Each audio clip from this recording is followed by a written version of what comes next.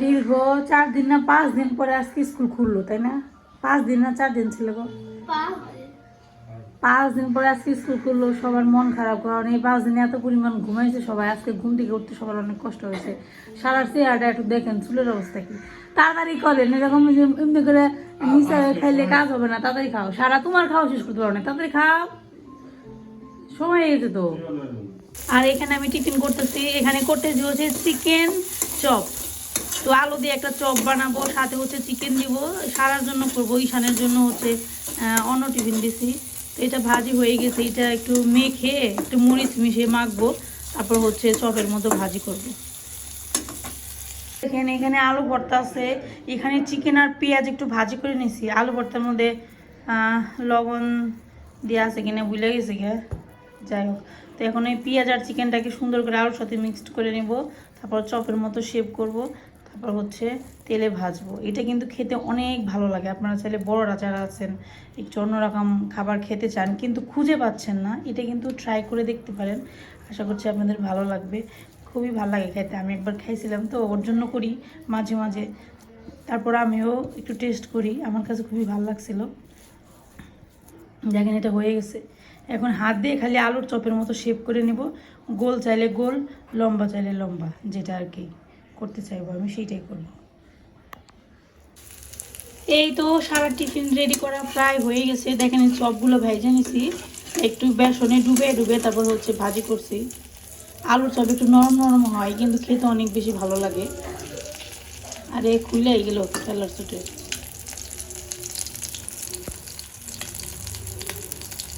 যে হচ্ছে সারা টিফিন সারা মনে পেট ভরছে। তাড়াতাড়ি যা যাও, দ্রুত দ্রুত যাও। সকালবেলা এত কষ্ট করে টিফিন বানিয়ে আমি ওখানে ডিম ভাজি না তোমার পোলাও মাংস চিকেন বিরিয়ানি রান্না করে দিব টিফিনে। এই যে ঈশানের টিফিন, এই যে দুরু, এই যে ঈশানের টিফিনে একটা ডিম ভাজি করে দিচ্ছি। ডিম ভাজি পছন্দ করি, একটু পেঁয়াজ আর লবণ দিয়ে দিছি। আর ঈশানের সারার জন্য দিছি হচ্ছে চিকেন চপ।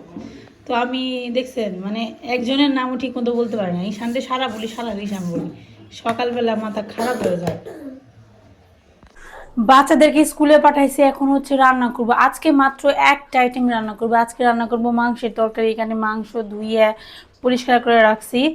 আর হচ্ছে মাছ ভাজি করব, ইলিশ মাছ ভাজি।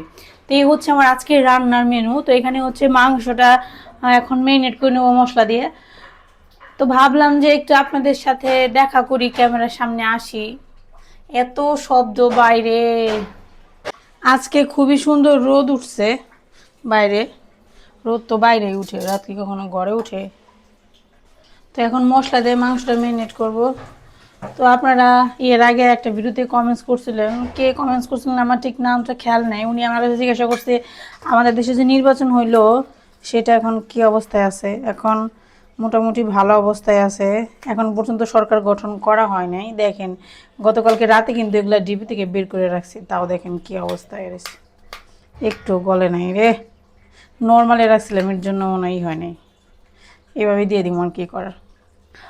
তো সরকার গঠন করবে মনে হয় আজকে। তো এই ভিডিওটা কবে দিব আমি সেটা জানি না, কারণ আমার তো রেগুলার যায় না, অনেক সময় দেখা যায় দেরি হয়। দিলাম হচ্ছে পেঁয়াজ রসুন, তারপর হচ্ছে জিরে ধনিয়া এগুলা বাটা দিছি। অনেকদিন যাবৎ অনেক সমস্যার মধ্যেই ছিলাম আমরা আসলে। মানে এই যে জুলাই আন্দোলনের পরে যে দেশের অবস্থা ছিল, আশা করি নতুন সরকার আমাদের দেশটাকে আগের চাইতে অনেক বেশি সুন্দর করে তুলবে।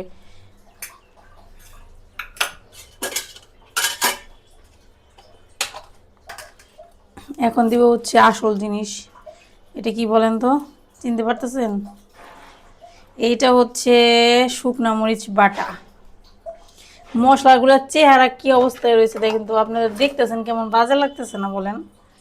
সুন্দর লাগতেছে না, কারণ হচ্ছে যে ওই যে বললাম ডিপে ছিল ঠিকই, বের করে রাখছিলাম রাতের বেলা, কিন্তু রাখছিলাম হচ্ছে নর্মালে, যার কারণে বরফের মতোই আছে। শুধু আমাকে সান্ত্বনা দিতেছে যে না আমি মশলা বের করে রাখছিলাম, সমস্যা নেই, সকালবেলা রান্না করতে পারবো। কিন্তু জিনিসটা তো এরকম না। এখন দেখতেছি যে মশলার মতোই আছে। কি কি দিলাম আপনারা হয়তো বুঝে গেছেন। দিয়েছি হচ্ছে পেঁয়াজ রসুন আদা, আদা দিতে পারিনি, আদাটা এখনো গলে নাই।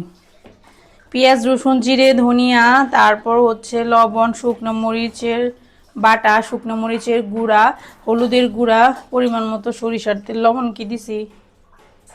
আমি ভুলে গেছি লবণ দিছি নাকি। আপনারাই বললেন লবণ কি দিছি। না লবণ তো দিই নাই মনে হইতেছে, লবণ দিই নাই।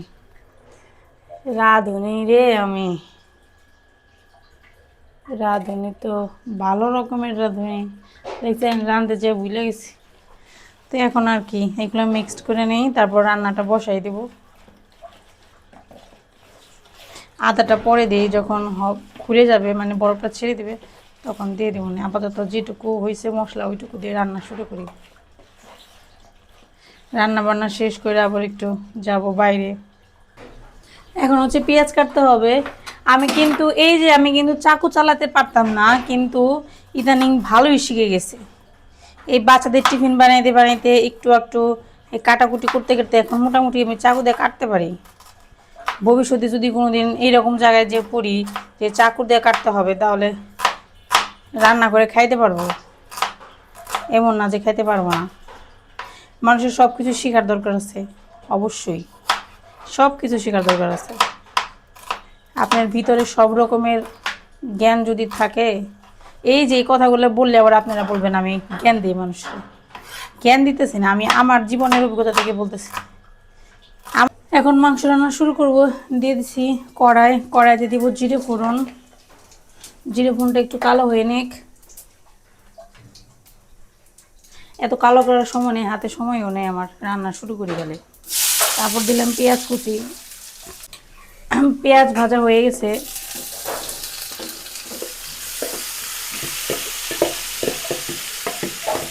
এখন মাংসটা দিয়ে দিলাম। এখন কাজ হচ্ছে সুন্দর করে কষায় নিতে হবে, ব্যাস।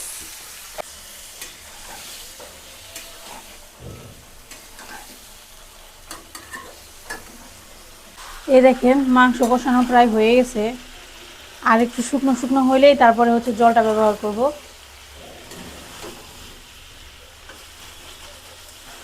অনেকদিন যাবত স্কুল বন্ধ ছিল, যার কারণে কি হয়েছে বলেন তো, সকালবেলা ঘুম ভাঙে নাই।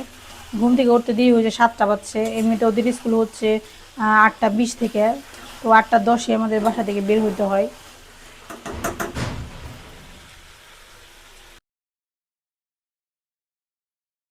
মাংস রান্না করা শেষ। একটু বেশি করে লাল করে করছি, ঝাল করে, কারণ ফার্মের মুরগি ঝাল না হলে ভালো লাগে না। কড়াইতেই রেখে দিলাম যাতে পরবর্তীতে ঠান্ডা হলে গরম করতে পারি। তো আজকে রান্না করব হচ্ছে মাংস আর হচ্ছে মাছ ভাজি। মাছ ভাজিটা হচ্ছে খাওয়ার আগে করব, আপাতত এইটাই থাক। কয়েকদিন যাবত আপনাদের সাথে আমাদের বারান্দার বাগান শেয়ার করা হয় না। সার বাবা এই 2টা ঝুড়িতে অনেকগুলো সরিষা গাছ লাগাইছিল। অনেকগুলো বলতে এক মুঠের মতো একটু মাটির মধ্যে ছিটিয়ে রাখছে। দেখেন কত সরিষা হয়েছে, অনেক সুন্দর সরিষা হয়েছে। যদিও বা এগুলো তেমন একটা কাজে লাগবে না, কিন্তু শাক হিসেবে খাওয়া যাবে রান্না করে। তারপর হচ্ছে ফুল ফোটার জন্য মূলত সে লাগাইছে। সে বললো যে আমি ফুল দেখবো, সরিষা ফুল ভালো লাগে তার জন্য। কিন্তু এই যে ঝুড়িতে লাগাইছে না, নিচে জল পড়ে মাটি হয়ে বারান্দা নোংরা হয়ে থাকে। আর এইদিকে দেখেন এই যে আমার সেই সাদা বড় একটা ফুল গাছ ছিল না, ওটার মধ্যে আজকে কয়েকটা ফুল ফুটছে। কিন্তু ফুলগুলোর সাইজ দিন দিন ছোট হয়ে যাচ্ছে, কেন জানি না, হয়তো এই সিজনে ছোট হয় তার জন্য। আর এখানে একটা হচ্ছে তেলাকুচ গাছ ছিল, সেটা অনেক বড় হয়ে গেছে। আর এইখানে লাগাইছিলাম হচ্ছে যে গাছ, সেই গাছ তো নিচে পড়ে গেছে, সরিষা গাছ উপরে উঠে গেছে। এখানে একটা আমার নয়নতারা গাছ ছিল, আপনারা মনে আছেন নাকি আপনাদের জানি না, অনেক সুন্দর ছিল গাছটা। হঠাৎ করে এরকম হয়ে গেল, আর এখন পাতাই হচ্ছে না। আর এইখানে দেখেন এই যে সরিষা গাছে ফুল আসছে, দেখছেন? এই যে এই তোমার সরিষা গাছে ফুল আসছে, আবার সেও আসছে, দেখছ? সেই আসছে, ফুল আসছে। এই ফুলের জন্যই তো এত পরিশ্রম ওনার, যে অবশেষে ফুল আসছে। তো এই হচ্ছে মোটামুটি আমাদের গাছের অবস্থা। আর এখানে এই বারান্দাটার অবস্থা দেখায়। এই বারান্দায় 2টা গাছ আছে, খুব একটা বেশি না, 2টা গাছই রাখছে, ওইখানে একটু বেশি আছে। তো দেখেন এই বারান্দায় যে আমার একটা গামলা ছিল প্লাস্টিকের, এটার মধ্যে পাথর চীনা পাতা বলে আমরা আর কি, পাথর কুচি আর কি, পাথর কুচি পাতা লাগাইছিলাম অনেকগুলো। সেগুলো বড় হয় না, যেটুকু থাকে ওইটুকুই থাকে, বড় হয় না, যেহেতু মাটি কমের জন্য মনে হয়। এখানে কিছু সরিষা বীজ লাগানো হয়েছিল, সেখান থেকে গাছও হয়েছে। দেখেন কতগুলো ফুলও ফুটছে, দেখছেন? এই দেখেন সরিষা ফুল। অনেকগুলো ফুল হয়েছে সরিষা গাছ।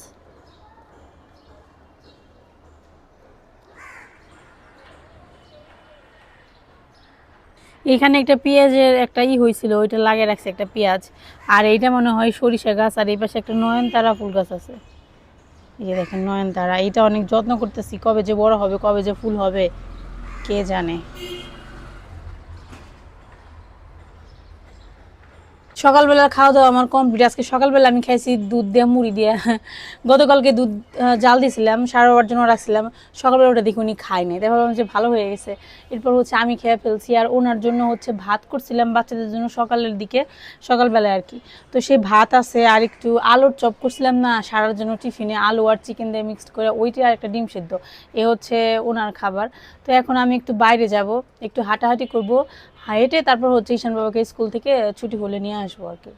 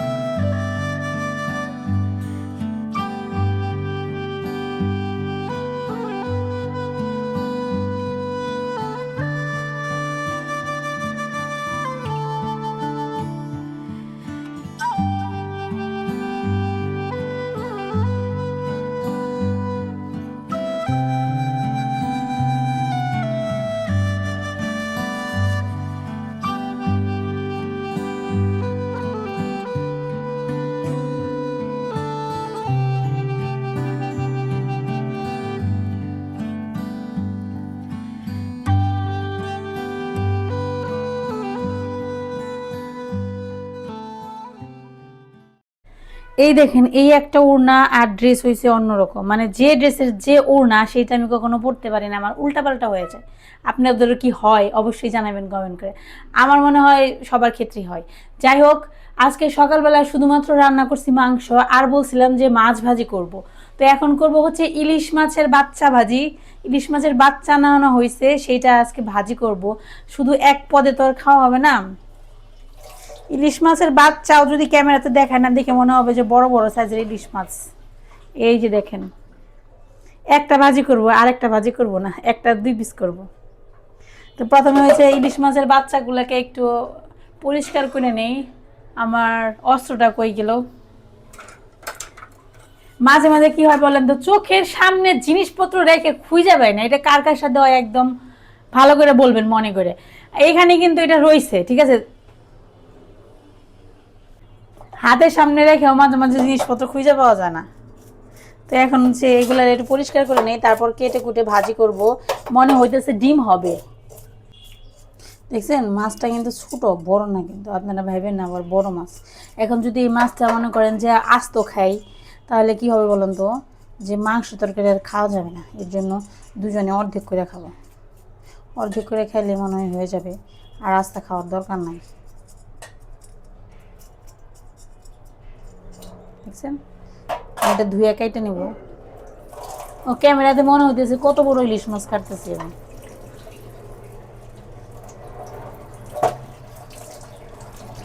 মাছটা কাটা হয়ে গেছে, যেরকম ভাবছিলাম সেই রকমই হয়েছে।